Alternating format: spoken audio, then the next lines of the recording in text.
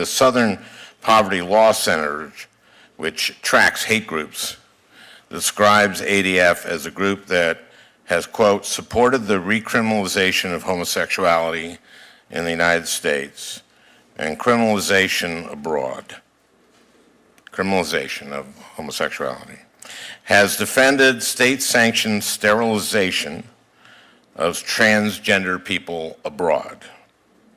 Has linked homosexuality to pedophilia and claims that a homosexual agenda will destroy Christianity and society. In addition to the lawsuits it files, ADF also runs a training program for law students and young attorneys who share its views. Professor Barrett, if my understanding is correct, the payments you received from ADF were connected to presentations you delivered at ADF's training seminars. Is that right? Yes.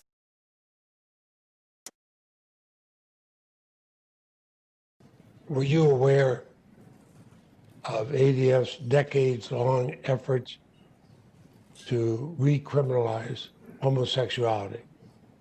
I am not aware of those efforts, no. Do you accept that COVID-19 is infectious? I think, yes, I do accept that COVID-19 is infectious, that's something of which I feel like, we could say you take judicial notice of. It's an obvious fact, yes.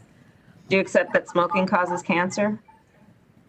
I'm not sure exactly where you're going with this, but, the notice that smoking causes... The question is what it is. You can answer it if you believe. Yes or no. Senator Harris, yes, every package of cigarettes warns that smoking causes cancer. And do you believe that climate change is happening and it's threatening the air we breathe and the water we drink? Senator, again, I was wondering where you were going with that. You have asked me a series of questions that are completely uncontroversial, like whether COVID-19 is infectious, whether smoking causes cancer, and then trying to analogize that to eliciting an opinion on me that is a very contentious matter, opinion from me that is on a very contentious matter of public debate. And I will not do that. I will not express a view on a matter of public policy, especially one that is politically controversial, because that's inconsistent with the judicial role, as I have explained. Thank you, Judge Barrett. And you've made your point clear that you believe it's a debatable point. What are the 5 freedoms of the First Amendment? Speech, religion, press, assembly, speech, press, religion, assembly. I don't know. What am I missing? Redress or protest. Okay. Why is there one amendment that has these 5 freedoms clustered? Why do they hang together? I don't know what you're getting at on that one. You mean what is the common denominator? Why 5 of them in the same amendment?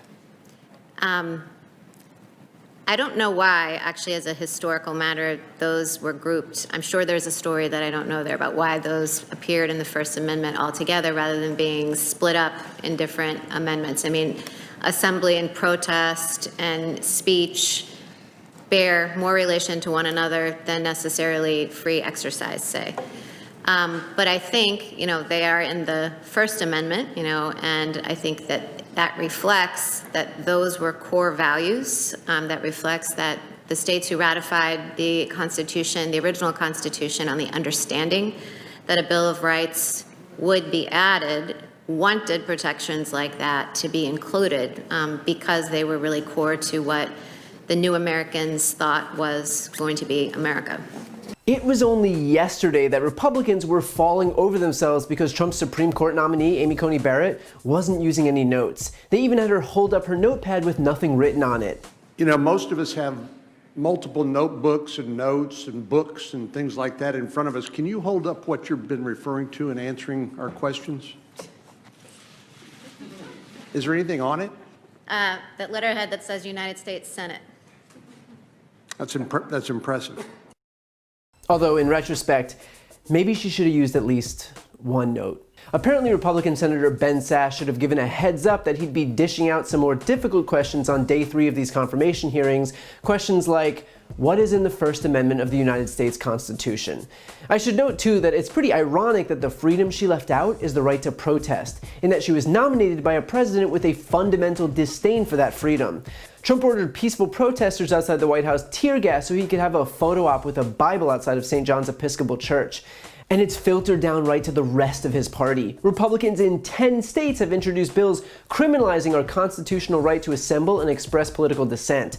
Among those bills are, in Washington, any protesters whom police deem disruptive can be charged with economic terrorism. In North Dakota, that drivers can run over protesters with no legal liability so long as it was the result of negligence. In Missouri, that wearing a hood at a protest could be considered criminal identity concealment. In Minnesota, that fines have been increased and jail time raised to a full year for protesters blocking a highway. The list goes on, and while the states differ, the theme is the same. Republicans, under the leadership of Donald Trump, do not believe in Americans' right to protest. Now, as for Amy Coney Barrett, I know it may seem petty to pounce on a mistake, but this is a person trying to prove that she's qualified to serve on the highest court in the country, and she doesn't know the First Amendment to the Constitution.